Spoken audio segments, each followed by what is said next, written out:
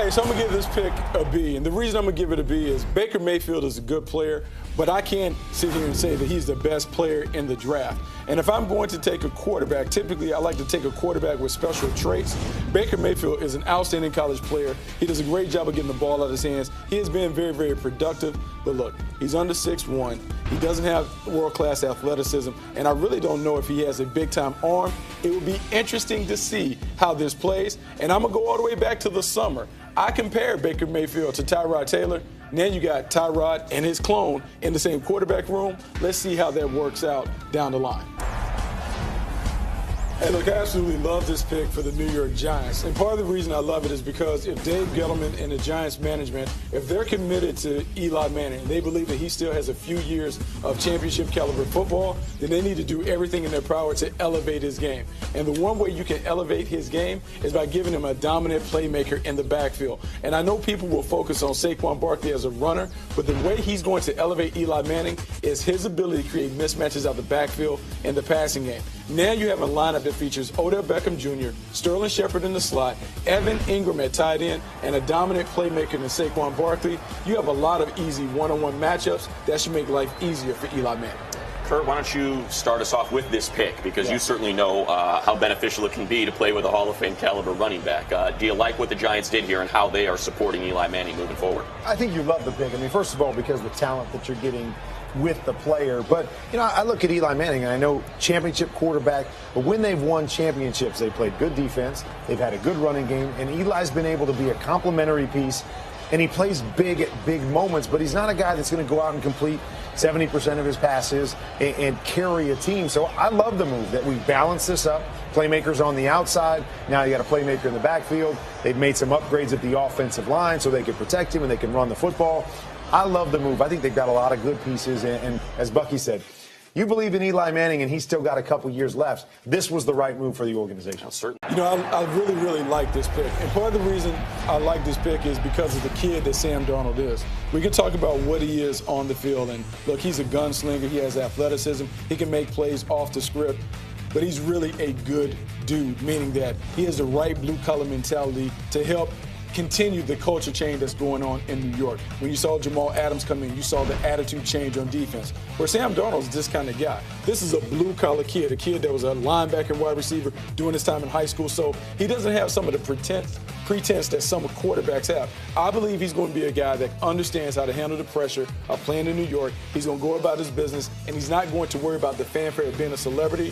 For me, I like quarterbacks that are all in, all ball, all the time. That's what Sam Darnold is. Stay there. I'm going to give this a B+. And the only reason I'm going to give it a B+ is because typically you go for a pass rusher over corner, but this is the best corner in the class. When you talk to people around Cleveland, they wanted a dominant shutdown corner. Remember, years ago they had Joe Hayden. Joe Hayden played at a high level for a long time. Denzel Ward has a game that's a little reminiscent of Joe Hayden. He's tough, he's fast, he's physical. He can lock up number one guys on the perimeter. And look, he's not afraid to put his face in the fan. This is a really tough player. I know he's a little slight, but in this division, you got to look at those receivers. Antonio Brown, you need a speed guy that can match up with him. Whoever the Baltimore Ravens get, you have to have someone that can lock him up.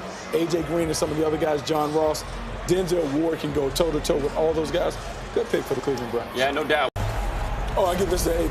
A+? I mean, you may get arguably the best player in the draft with the 5th overall pick. You talk about a team that really knows their identity or is trying to get back the identity that made them a Super Bowl champion. The Denver Broncos won the Super Bowl 50 because they could knock quarterbacks around and they could cover. Well, now you have Von Miller teaming up with Bradley Chubb. You have Shane Ray also rotating in. So now you can hunt without having to blitz. You still have 2 lockdown corners in Bradley Roby and Chris Harris. I like this pick because they're going to go back to the recipe. They're going to play solid on offense and try and dominate your defense. This is the way that Denver Broncos have to win. What we're seeing right now, this is an A. What we're seeing now, 2 teams that have unbelievable belief in their quarterbacks. We saw the New York Giants are building around their quarterback, making sure they get him. And now the Indianapolis Colts are confident that Andrew Luck is going to come back and be the player that he was. Quentin Nelson gives them a rock-solid player in the middle of that offensive line. I believe Frank Wright is going to make a concerted effort to not only throw the ball all over the yard, but they're going to run the football. And the best way you can make sure that you run the football, have someone that can control the A-gap. There are a lot of people that were excited about Quentin Nelson, said that he was maybe the best player in the draft. I wasn't necessarily of that belief, but I do believe in a run-oriented offense, he can knock people around. He is what you call a furniture mover. He is going to move people off the ball. We will find out. Here we go. Josh Allen was their guy from the jump, and here's why I believe that Josh Allen was their guy. Sean McDermott, Brandon Beane, and a bunch of those guys come from the Carolina Panthers. They had an athletic quarterback that was a dual threat with a strong arm, but wasn't a great accuracy guy in Cam Newton. I'm not saying that Josh Allen is exactly Cam Newton, but there are a lot of similarities. Big, strong arm passer, A-plus arm talent. Not necessarily precise as a pocket passer, but when he makes plays and when he's hot, he certainly can get it done. Plus, you're getting a Cam Newton-type specimen without all the extra stuff that Cam Newton brought. I believe he fits into their blue-collar locker room. I think this is solid. This is what they wanted. Now let's see what he brings to this team in Western New York. Yeah, I think, I've got him further back because I don't know if his areas that need to be corrected, like anticipation, like some of the mechanics, I really question, I worry about it. But I think Bucky makes a great point. The more you think about the Cam Newton comparison, the more you realize that there is actually a lot of validity when you're really honest about who Cam Newton is. A solid pick. This is an A pick in my mind. When you look at the Chicago Bears and what they're trying to do, all of the attention in the offseason has been on their offense and what they're trying to do with the quarterback, Mitchell Trubisky. Let's continue to make steps and strides with this defense. Roquan Smith is a dominant player. Remember, Vic Fangio in San Francisco, when he built that dominant defense, he had a guy in the middle, Patrick Willis. Roquan Smith has some similarities in terms of his explosiveness, his sideline-to-sideline ability, and his alpha dog mentality. I love this pick in Chicago. I think he is a nice fit for the Monsters of the Midway. I'm going to give this a C minus. I'm not. All right, here we go. I'm not a lover of Mike Lee. Look, I know he's the best offensive tackle in this group, but man, look at some of the guys that are on the board. Derwin James, and Tremaine Edmonds, and some of the other guys. All right, let's get it then. Charlie wants a piece here, Buck. But I will say this to come back on it. Jimmy G is the quarterback. We have said, I tweeted out, everything is about committing to building around the quarterback. If you feel like you have a weakness at right tackle, you have to protect Jimmy G. He's the franchise quarterback. I love this pick. I believe that Josh Rosen was the best prospect available in the draft. I believe he's going to a team in a situation that is absolutely ideal for him. He's staying on the West Coast. He's playing in an environment that is friendly to his game. But when I look at his offensive coordinator, Mike McCoy is going to build an offense that works for him. This dude is polished. He is ready to go. He's a natural thrower. He has tremendous arm talent. The one thing that they have to make sure they do, they have to find other pass catchers on the outside of Larry Fitzgerald. If you surround him with pass catchers, he is going to be outstanding. They got a running back in David Johnson. They have Larry Fitzgerald. They need one other pass catcher because I feel like Rosen is much like Matt Ryan. You put him around elite level talent, he can get you to the promised land. This is a nice, solid pick for the Miami Dolphins. The Miami Dolphins are sitting here at 11. Look, we talked about Minkah Fitzpatrick potentially sliding a couple weeks ago, not through any fault of his own, but just because how crazy the top 10 could be. This is a guy that is a versatile playmaker. We talk about a natural nickel corner that can do a bunch of different hybrid things. In this division, when you're playing against the Patriots, that put a lot of stress on you with the way they use their tight end, moving Rob Gronkowski around. Well, man, maybe now you have an eraser, a guy that can match it with Rob Gronkowski outside of the box and match him. I like the versatility. I like the athleticism. I like the toughness. Solid overall pick for them. Do you think they would have taken Rosen if he were there? You know, I wonder, because here's what I wondered. Like, I know there have been some reports about them having conversation with Ryan Tannehill, but it really depends on what do they think about Ryan Tannehill. Do they really believe that he's still a franchise quarterback? I'm not 100% sure that Rosen would have been the pick. Maybe they would have had to have that debate. But I do know once he's off the board, it's easier to pick Minkah Fitzpatrick at that point. I'm going to give this a solid A. Solid A. This is the first time, and shoot, man, I can't remember, since Gerald McCoy's been in Tampa, he's actually going to have a playmate. He's going to have someone in the playpen that can actually do some damage with him. You get a big, look at the dimensions, 6'4", 347. Big baby. Athletic. This is a guy that was a running back in high school. So now you're putting a guy with this kind of athleticism alongside Gerald McCoy. A lot of people were excited in the offseason when we saw Ndamukong Suh paired with Aaron Donald. The new craze, the new trend in the league is to be able to pressure you from inside out. Now you have Vita Vea, who can stop the run, also gives you a little pass rushing presence with Gerald McCoy. The Tampa Bay Buccaneers can now affect the quarterback up the gut. And look at the quarterbacks in the division. Drew Brees is not a runaround. Matt Ryan, Jameis Winston, those guys don't run around. Cam is the only one that's athletic. Pressure those guys in the A-gaps. Hey, when you're awful on run defense, you got to get some big bodies up front. Daron Payne is a very, very good pick. He's a solid player at the point of attack, and we saw him in the playoff game. He took over, dominated on the other side of the line of scrimmage. Quickness, power, strength, and explosiveness, those things you certainly like. He also flashes a little pass rush ability. At the end of the day, the Washington Redskins had to be better up the middle. This gives Greg Minuski an opportunity to improve this run defense by getting better talent at the point of attack. The thing I really like about Daron Payne, of all the every Alabama guy I've studied, technicians with the hands, very strong at the point of attack, understand how to play the game. The one difference with this guy was he's just a more explosive player. He wasn't just a bull who was strong that you had a hard time moving him out of the gap. I mean, he had the ability to do some special stuff in space as well. And this is another one. A lot of teams think that he's got a chance to do something they didn't ask him to do at Bama, which is get up the field as a rusher. They have you hold the point of attack, and you're not asked to really get in the gaps quite like you're expected with a lot of defensive tackles. So I think he's going to be a different type of player in the NFL. All right, so when you look at this pick, Marcus Davenport, I give it a B+. The New Orleans Saints have been leaning on Cam Jordan as their #1 pass rusher for the last 3, 4, 5 years, and he hasn't had a partner. Not since Junior Gillette has been able to come off the edge have they had multiple guys that can give you double-digit sacks. Well, in Marcus Davenport, you're getting a stand-up pass rusher with outstanding first-step quickness and explosiveness. Yeah, we can talk about him playing at UTSA and is he ready to make the jump, but I think with the athleticism that he has, surrounded by the cast of playmakers that they have on their defense, he can be another cog in this defense, making the climb into a top-5 unit. I like his athleticism. I like his toughness. I like the production. He can be a solid player. We heard Charlie Casserly at times on Path to the Draft rave about this guy's toughness and explosiveness. He could be a very, very good player in New Orleans. I'm going to give this some C+. The only reason, you have to be careful when you start picking for need instead of taking best player. Look, Colton Miller is an outstanding athlete, did a great job of lighting up the combine. But what he did at the combine didn't match up to what you saw on tape. So right now, you're the Oakland Raiders. You are just banking on his upside and potential. Nothing that you saw on tape suggested that this guy should be a top 15 or so pick based on how he played during his time at UCLA. You know, we've heard red shirt year for quarterbacks in the NFL. There were some analysts and folks, the scouts that watched tape that said Colton Miller might need a bit of a red shirt year because he's got the raw, he's got the raw elements, I guess. He's got the stature, but his technique, I think, was coming into question an awful lot. Yeah, technique was coming into question. When he faced the elite dudes, they had their way with him coming around the edge. Look, you're putting him in a division with pass rushers galore. We talked about Bradley Chubb and Von Miller, Joey Bosa, and Melvin Ingram.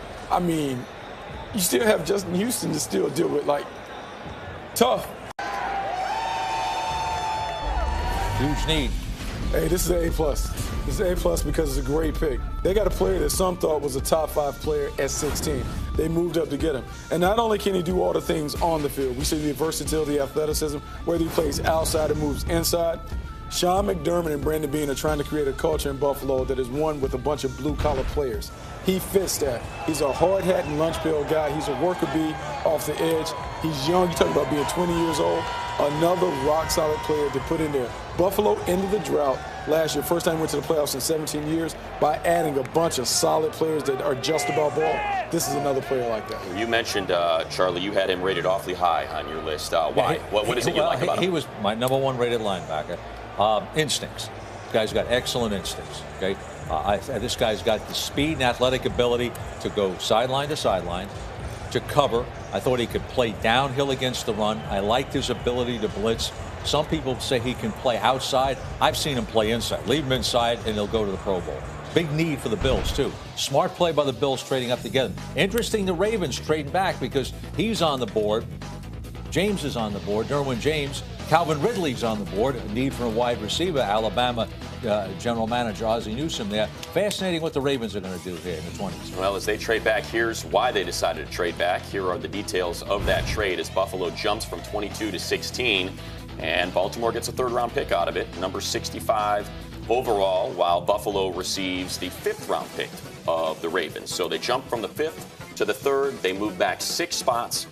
Perhaps the player that they were looking for no longer there at number 16, Lance. But let's get into Tremaine Edmunds and your evaluation. Tremaine Edmunds is a special player. I had him as the 4th best player in this draft. He's incredibly rangy. He runs like Roquan Smith, only he's 253 pounds. He ran a 4.54. What he does is rare because he's got the ability to drop in space and cover man-to-man. He can rush off the edge as a pass rusher, which they didn't ask him to do a ton, but when he did it, you could really see that ability. He's got unusual length at that position inside. He can play outside or inside. He does have some busts in coverage, some mental busts that he's going to have to focus on. 19, going to turn 20. And Charlie, you drafted a guy in Amobi Okoye, who was a very young player. No, that wasn't me. That was after me. Oh, that was after you. Because I was thinking that's, you know. I'm not taking credit for that you're one. not taking it. Don't you put that on Charlie. You don't get that one, Charlie. Don't you put that on Charlie. Hey, look, this is an A+. From the time that I met Derwin James as a high school guy, I thought this guy was very, very similar to Cam Chancellor in terms of the way that he plays the game. And when you think about Gus Bradley and what the Chargers want to do on defense, they are looking for a headhunter in between the hashes, a guy that can be an enforcer, a guy that can drop down and play that Cam Chancellor role. What you're getting is another all-ball, all-the-time guy in Derwin James. Loves football, loves contact, loves the physicality of it. You now have Derwin James that can drop inside the hashes and play that. You have Desmond King who can play that special role as a hybrid nickel. This is Gus Bradley recreating what he built in Seattle. I love this pick. I love their defense. Look, the Chargers are a team that were close to making the playoffs. If they don't make a playoff run this year, I would be shocked. A player. Look, I was a little off. I knew they needed a corner, but Jair Alexander certainly fits. You talk about attitude, toughness, physical skills. He has all those things to be a lockdown corner on the outside. He's quick. He does a great job of competing at the highest level. I believe he has an opportunity to be a special player. The thing that will happen, he's going to be challenged on the outside. He's going to have to play the Golden Tates, the Stephon Diggs, the Adam Thielens, and those guys. Can he lock down and hold his own? We'll see. But this is the kind of player that they need to play the scheme that Mike Patton wants to play. I tell you what I really like is I think Green Bay just played this perfectly. The teams that I heard that were dying to trade back were Detroit, who's up at 20, was Seattle was dying to trade, and there was one more, I'm trying to remember who it was, also toward the back end. But I think what Green Bay did was they did their homework. They knew they had a trade partner that Seattle wanted to get out. And, of course, people know John Schneider in there. He came from Green Bay. And I think when they had the opportunity to pick up the extra one, they knew that they could come back up the board and still get one of their cornerbacks like Mike Hughes, like Jair Alexander at 18 if the opportunity presented itself. So I think Green Bay actually did a brilliant job with maneuvering the draft. Right. Solid pick. This surprises a lot of Cowboys fans because everyone expected them to find a replacement for number 88. But this is about really upgrading the talent on their defense. You have Shane Lee. You also have Jalen Smith, but you lost Anthony Hitchens in the offseason. You need another linebacker that can have the versatility and athleticism to play. I believe Vander Esch gives them some versatility, gives them some playmaking ability, gives them some length. Ideally, in my mind, I think he's a guy that could probably be a Mike linebacker. When you go back and you look at the Chicago Bears and the way they play their Tampa 2 scheme, you can envision Rod Marinelli using him as the middle-of-the-field runner in that Tampa 2 defense. This is a talented athlete, a player that kind of came on this year, but he has all the traits and intangibles that you look for at the position. We'll pick Suey. I'm going to give this a C. Gentleman C?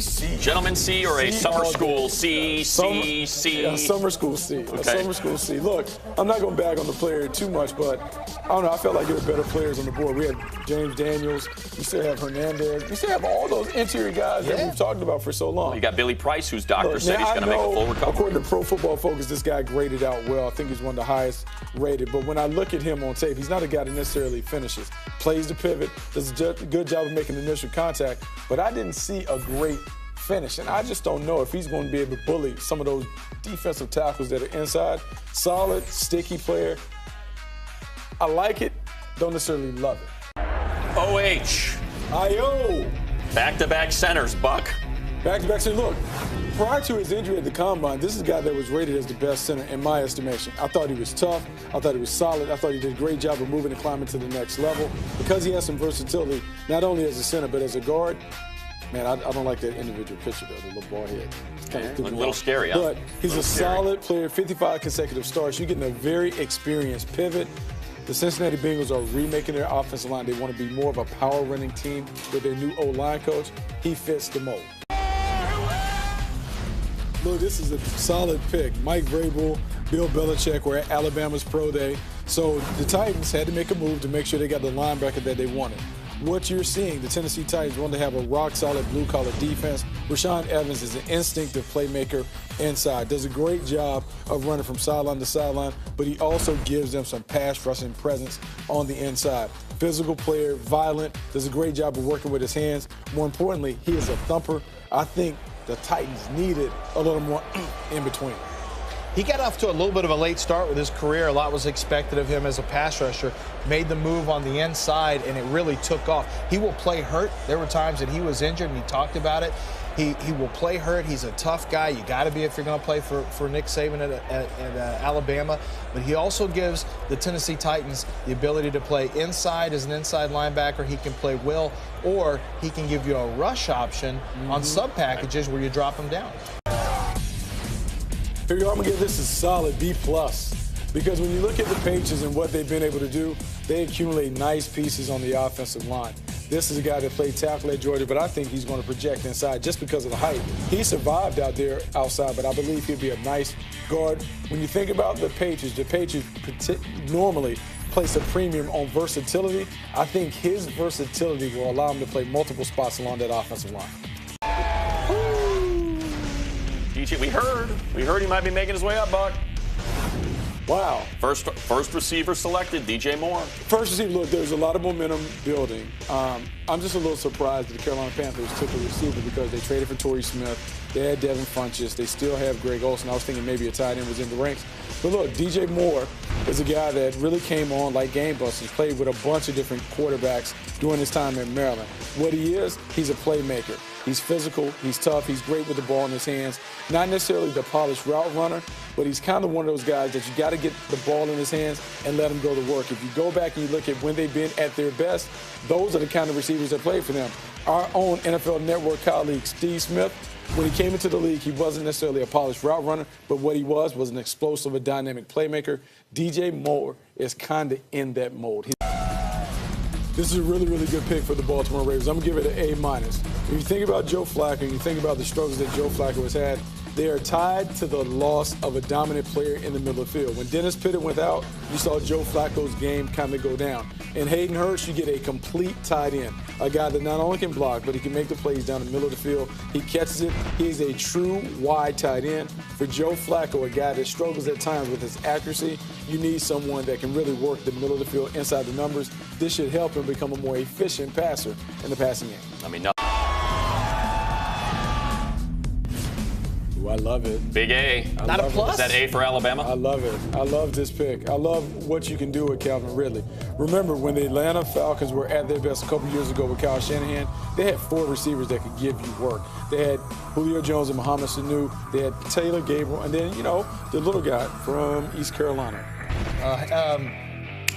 Hardy. Justin Hardy. So you have 4 guys that can make plays. Well, now with Calvin Ridley, you're getting a guy that is probably a third starter. And Ridley, a polished pass catcher, a guy that does a great job of running routes. Not the physical specimen that Julio Jones is, but he's different and unique. He would be a nice number 3 to work against nickel corners. His speed, his quickness, his route running ability, he should be able to play effectively in this scheme and have a lot of success as number 3. And, both Hardy and Sanu still for Seattle. Rashad Penny goes here, Buck. So we can give this a solid B. Now, there are a lot of people that are surprised about Rashad Penny making the sudden rise up the charts. But when you really looked at his game at San Diego State, this is a versatile player. This is a new school running back, this kind of running back that really dominates in the NFL. A guy that can run it, but really he can make his contributions in the passing game, and he also has kick return ability. In Seattle, you have to understand, this is a complete reset. You're trying to rebuild this offense around Russell Wilson. Russell Wilson hasn't been the same since he lost Marshawn Lynch. Rashad Penny isn't Marshawn Lynch, but what he is, he's a starting running back who can run it and can make plays in the passing game. I think Marshawn was underrated in terms of his contributions in the passing game. Russell Wilson hasn't had that, and I think their offense has suffered because of that. It's a bit of a surprise. There are some people that like Terrell Edmonds. I couldn't find anyone that had him rated as a first-round pick. But let's be honest, we talked about this draft class where there were 17 or 18 legitimate lock first-round picks. This is a guy that probably had a second-round grade, so it kind of works. The thing that you're looking for at the Pittsburgh Steelers, they need toughness, they need physicality, and they need a guy in the back end that can play with some ball skills. He might be the right fit. He could be an upgrade over what they had in Mike Mitchell. Where did he fit into your safety rankings? Because it seemed like Justin Reed was that next safety that was kind of on most boards. I didn't have him anyway. I mean, I thought he was like a third-round safety. But let me tell you, my dad worked for Kevin Colbert and Mike Tomlin over there at the Steelers. And he said in draft rooms, they get their board, and their board is their board. There's no panic. There is a calmness in the room, and they just pull guys off as they get drafted, and when he gets there, they make the pick. This is why he's a Steeler, by the way. He's almost 6'1", 217 pounds. He ran a 4.49 at the combine, so he can fly. He is an explosive athlete, as mentioned right there. He can play all over the field. He's an athletic wonder, just like his brother, Tremaine Edmonds. And he's an outstanding special teams player as well. And sometimes that will get overlooked. I do think that he has some issues playing the ball. We saw right there, didn't turn and get his head around. He has ball skills, but he doesn't necessarily have ball instincts down the field. So you may have to cover him up and play him near the line of scrimmage, maybe not have him playing on the back end quite as much. So very specific type of safety for the Pittsburgh Steelers. Earlier than I would have taken him personally. I thought Justin Reed maybe a better fit, and I thought Justin Reed actually was my mock draft pick for the Steelers. I expected a safety. I did not expect Terrell Edmonds. Well, look, this is another one. When we talk about all these teams playing the Seattle Seahawks scheme, the Jacksonville Jaguars do it. The common denominator between guys that work in this game, competitive athletes, fast athletes, guys who have twitch. He is a twitchy athlete, meaning he has outstanding explosiveness, first step quickness, and burst. We can question some of the instincts in terms of finding the ball, but in terms of creating disruption at the point of attack, he does it. Remember, the Jacksonville Jaguars are kind of at a funny point. They have some older guys, Calais Campbell, Malik Jefferson, those that play Jackson, that play on the inside. At some point, as they begin deciding, Jalen Ramsey and some of their young guys, they're going to have to move on. This is an opportunity for them to add a young, dynamic piece at a real cost-efficient rate. he left out national champion. National champion. B+ for Mike Hughes going to Minnesota. This is what the Minnesota Vikings do. They do a great job of attacking needs maybe a year or so before they come up. This is a team that already has two solid starters, Xavier Rhodes, Trey Waynes. They had Terrence Newman playing in the slot for a while. They also had Mackenzie Alexander. They wanted to upgrade those situations because when you looked at them in the championship game against, not the championship game, the divisional round against the New Orleans Saints, you saw them kind of pick on their nickel situation. Mike Hughes is a guy that is versatile enough to be able to play inside or play outside. I love his playmaking ability. I love his technique. I think he's a savvy player. He is a nice fit. And the one thing we know about Mike Zimmer, he loves his corners. This is another terrific player. I think eventually he may surpass Trey Waynes and become a starter. Yeah, there's some teams that really, really like Mike Hughes, and one of the reasons is because he's also an outstanding return. Oh, I give this an A+. A+. A+. Look, when was the last time we have seen, one, the Patriots take a running back in the first round? Lawrence I think Lawrence Maroney. Yeah. But two, when have we seen someone with this kind of dynamic ability playing the back end? They have been getting by with guys that were kind of pieces. Danny Woodhead. Then you look at Rex Burkhead. Then you look at Deion Lewis, James White. These guys are nice compliment players. We're talking about a home run hitter. When you look at the comparison, so many guys, I don't want to take the thunder, but so many guys on the road would compare this guy to Alvin Kamara in terms of the way that he plays the game. He's a talented runner. He's a guy that can catch the ball out the backfield. Do you see Kamara?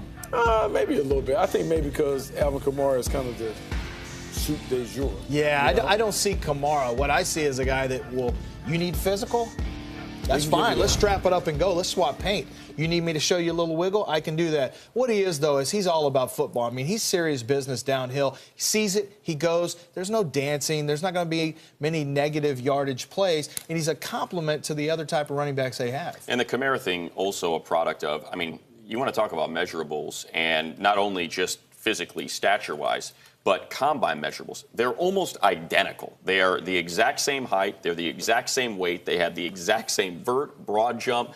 Everything is identical about the way they're built and the way they performed off the field. But when you talk about what you see on the field, I mean, we saw it in that national championship game, going up against that Alabama defense, and what kind of player, how explosive he can be. Oh, he's terrific. He's explosive. This is something we haven't seen. So now you get Tom Brady, an explosive weapon in the back end.